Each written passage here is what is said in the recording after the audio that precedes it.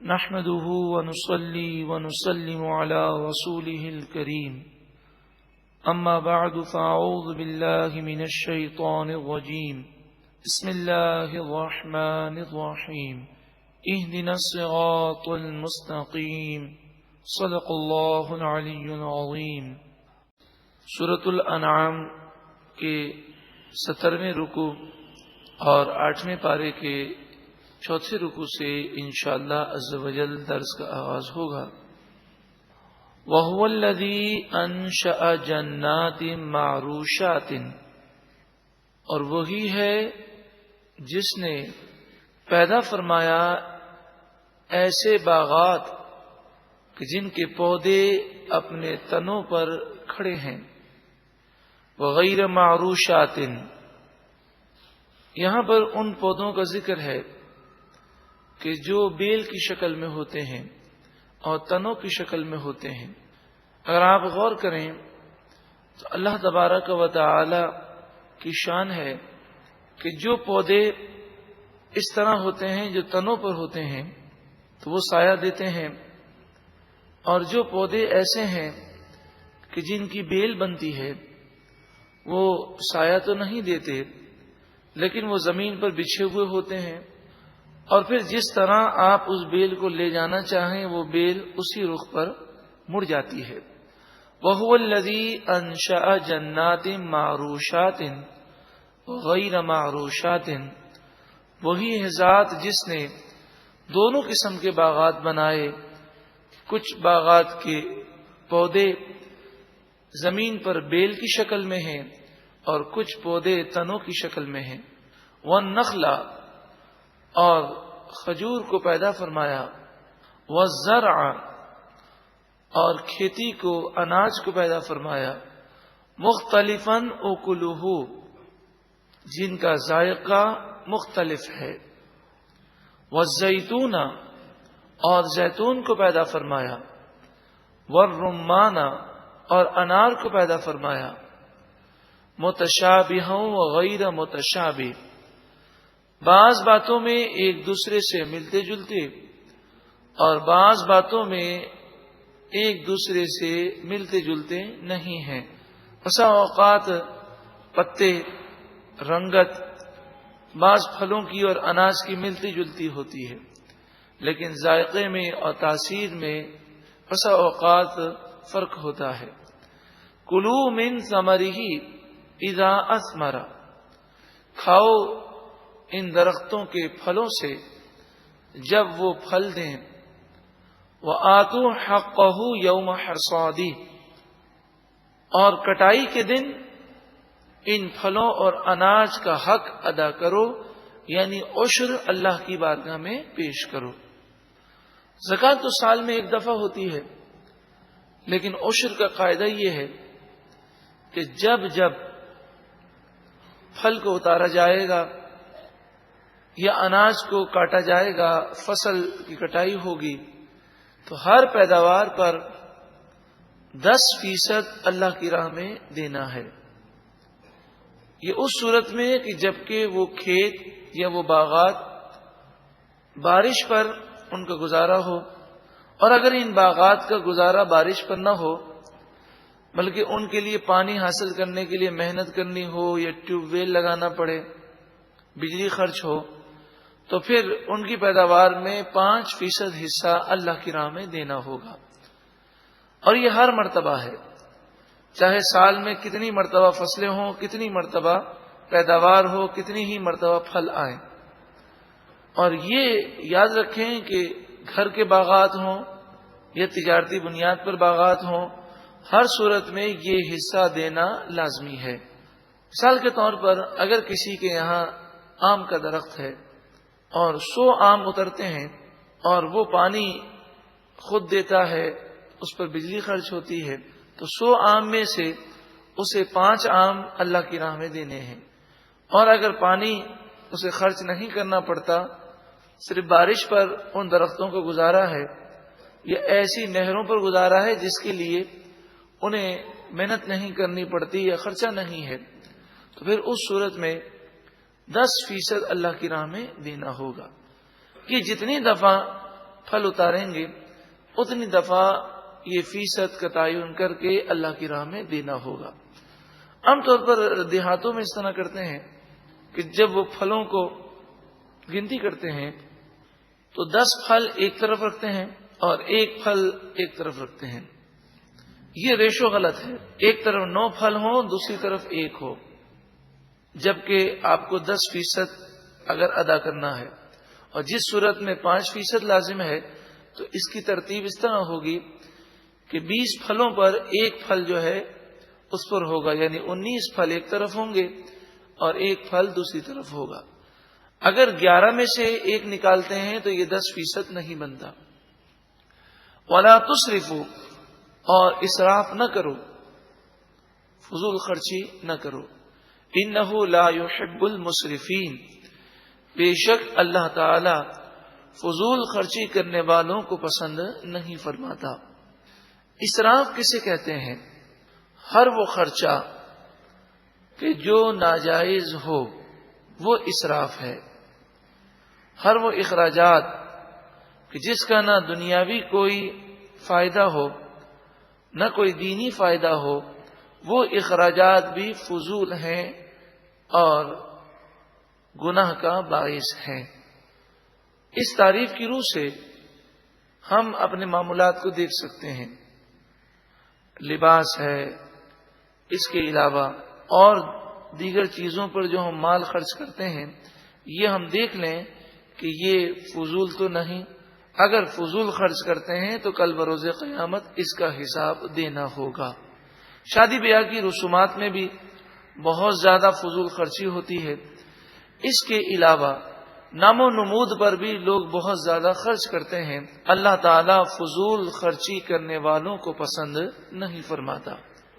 وَمِنَ الْأَنْعَامِ حَمُولَةً وَفَرْشًا، اور جانوروں میں سے بعض جانور ہم نے پیدا کیے بوجھ اٹھانے والے، اور بعض جانور زمین پر بچھے ہوئے، یعنی بعض جانور ایسے ہیں کہ جو طاقتور ہیں وہ بوجھ اٹھانے کا کام دیتے ہیں، جیسے اونٹ ہے، گھوڑا ہے، گدھا ہے، خچر ہے۔ اور بعض جانور ایسے ہیں کہ جو چھوٹے ہیں وہ بوجھ نہیں اٹھا سکتے، جیسے بکری ہے، دمبا ہے۔ تو بکری اور دمبا یہ ایسے جانور ہیں کہ ان میں سے وہ جانور جو ہمارے لیے حلال ہیں، جیسے بکری حلال ہے، دمبا حلال ہے، بھیڑ حلال ہے، تو اس سائز کے وہ جانور کہ جو ہمارے لیے حلال ہیں وہ صرف ہمارے کھانے کے لیے پیدا کیے گئے۔ اور جہاں تک تعلق ہے ایسے جانوروں کا جو بوجھ اٹھاتے ہیں، اس میں سے بعض جانور صرف بوجھ اٹھانے کے لیے ہیں اور بعض جانور بوجھ اٹھانے کے لیے بھی ہیں اور کھانے کے لیے بھی ہیں۔ جیسے اونٹ بوجھ بھی اٹھاتا ہے اور اس کا کھانا بھی جائز ہے۔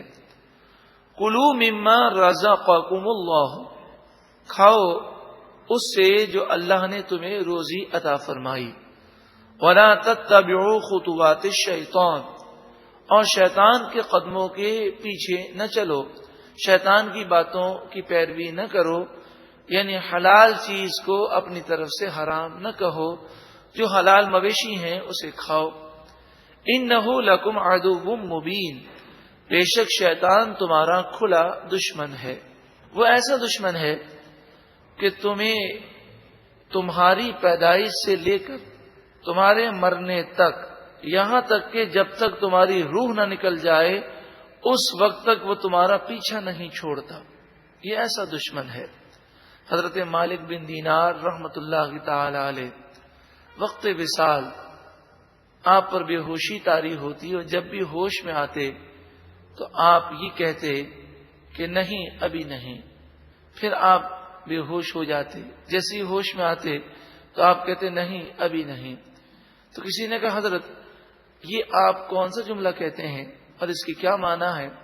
تو نزا کے عالم میں آپ نے کہا کہ شیطان میرے پاس آتا ہے اور مجھ سے کہتا ہے کہ اے مالک بن دینار، افسوس میں تیرا ایمان برباد نہ کر سکا اور تو ایمان کی سلامتی کے ساتھ اس دنیا سے جا رہا ہے۔ تو میں اس سے کہتا ہوں نہیں ابھی نہیں، میں ابھی تجھ سے مطمئن نہیں ہوا، اللہ تعالی میرے ایمان کی سلامتی عطا فرمائے۔ یعنی آپ کہ اس واقعے میں ہمیں یہ درس ہے کہ شیطان جب تک روح نہ نکل جائے وہ تعاقب کرتا ہے اور انسان کو تباہ کرنے کی کوشش کرتا ہے۔ اللہ تعالی اس مردود کے شر سے تمام مسلمانوں کو محفوظ فرمائے۔ جب یہ ہمارا کھلا دشمن ہے اور ہمارا رب فرماتا ہے تو عقل مندی کا تقاضا یہی ہے کہ ہم بھی اسے دشمن سمجھیں اور اس کی باتیں نہ مانیں۔ 8 ازواج، 8 نر اور مادہ ہیں۔ من الضأن 2، بھیڑ میں سے 2 مذکر مؤنث نر مادہ، ومن الماعز 2، اور بکری میں سے 2 یعنی نر اور مادہ۔ قل اے محبوب آپ فرمائیے آذکرین حرم ام الانثیین، آپ فرمائیے اے لوگوں، اے کافروں، یہ بتاؤ اللہ نے 2 نر حرام کیے یا 2 مادہ کو حرام کیا؟ ام مشتملت علیہ ارحام الانثیین، یا جو مادہ کے پیٹ میں بچہ ہے وہ حرام کیا گیا؟ یہ سوال تنبیہ کے لیے ہے۔ مشرکین اپنی طرف سے بعض جانوروں کو حرام کہتے تھے تو ان کو توبیخ کی گئی، تنبیہ کی گئی اور فرمایا گیا کہ یہ بتاؤ کہ اللہ نے نر حرام کیے کہ مادہ حرام کی، یا مادہ کے پیٹ میں جو جانور ہے جو بچہ ہے وہ حرام ہے؟ اگر یہ کہیں کہ مادہ حرام ہے تو پھر ہر مادہ حرام ہونی چاہیے، اگر وہ کہے کہ نر جانور حرام ہے تو ہر نر حرام ہونا چاہیے، اگر کہیں کہ جو مادہ کے پیٹ میں بچہ ہے وہ حرام ہے تو پھر تو نر اور مادہ سبھی حرام ہو گئے۔ تو یہ کیا بات ہوئی کہ بعض نروں کو انہوں نے حرام کہا، بعض مادہ کو حرام کہا، بعض پیٹ کے بچے کو حرام کہا؟ اللہ تعالیٰ نے بکری اور بھیڑ، اب بھیڑ میں دمبا اور مینڈا داخل ہے، تو بکری ہو کہ بکرا ہو، اللہ تعالیٰ نے ان تمام جانوروں کو حلال کیا۔ جو اسے حرام کہے وہ گویا کہ اللہ پر جھوٹ باندھتا ہے۔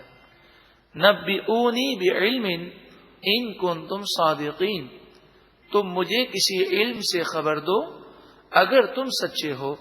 ومن الابل 2، اور اونٹ میں سے 2 نر اور مادہ۔ ومن البقر 2، اور بقر میں سے 2 یعنی گائے اور بیل، نر اور مادہ۔ قل اے محبوب آپ فرمائیے آذکرین حرم ام الانثیین، اللہ تعالی نے 2 نر حرام کیے یا 2 مادہ؟ ام مشتملت علیہ ارحام الانثیین، یا وہ بچے حرام کیے جو ماداؤں کے پیٹ میں ہوتے ہیں؟ یعنی ان سے پوچھئے کہ اونٹ حرام ہے کہ اونٹنی حرام ہے، گائے حرام ہے یا بیل حرام ہے، یا گائے اور اونٹنی کے پیٹ میں جو بچہ ہوتا ہے وہ حرام ہے؟ ہر صورت میں وہ جو بھی جواب دیں گے یہ جواب ان کے لیے خود حجت ہوگا۔ ام کنتم شہداء اذ وصاکم اللہ بہذا، کیا تم اس وقت موجود تھے جب اللہ نے تمہیں یہ حکم دیا؟ یہ حکم تم نے کہاں سے لیا؟ تم نبوت اور رسالت کو تو مانتے نہیں ہو، تو کیا ڈائریکٹ تم نے اللہ سے ملاقات کر کے یہ حکم لیا ہے، یا تم نے اپنے خیالات سے یہ منمانیاں کی ہیں؟ فمن اظلم ممن افترى علی اللہ کذبا، اس سے بڑھ کر ظالم کون کہ جو اللہ پر جھوٹ باندھے؟ سب سے بڑا وہ ظالم ہے کہ حلال چیز کو اپنی طرف سے حرام کہہ دے، جائز چیز کو اپنی طرف سے ناجائز کہہ دے۔ لِيُضِلَّ النَّاسَ بِغَيْرِ عِلْمٍ، تاکہ جہالت کے سبب لوگوں کو گمراہ کر دے۔ ان اللہ لا یہدی القوم الظالمین، بے شک اللہ ظالم قوم کو راستہ نہیں دکھاتا۔ اس رکوع میں جہاں اللہ کی نعمتوں کا بیان ہے، جہاں جانوروں کی نعمت کا بیان ہے، وہاں اس رکوع میں ہمیں یہ قاعدہ دیا گیا کہ اللہ کی حلال کردہ کسی نعمت کو اپنی طرف سے حرام کہہ دینا یہ در حقیقت اللہ پر جھوٹ باندھنا ہے۔